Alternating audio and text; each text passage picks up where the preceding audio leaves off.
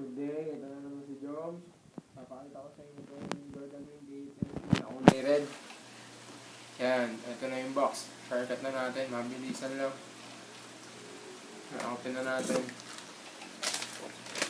Yan po yung shoes. Yan, red naman siya talaga. 17 din niya. Hindi okay din yung kulay niya. Yung logo na Jordan, buhay naman. Likod mo. Galing, okay din. Dalawa.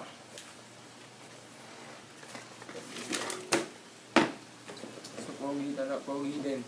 Nakita naman. Pati yung kulay niya, red na red. Ito na po, pag nakasuot siya. Yan, ganyan yung tindigan niya. Side view. Back.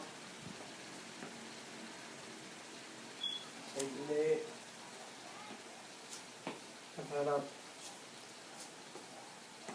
Yung pakiramdam sa kanya, hindi siya ganun kalambot tulad ng Hyper-Red, no?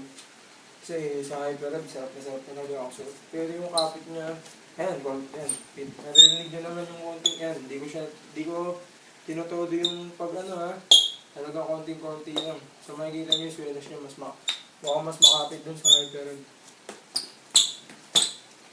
Kapit niya, ang ganda. Magandang pang-step back to.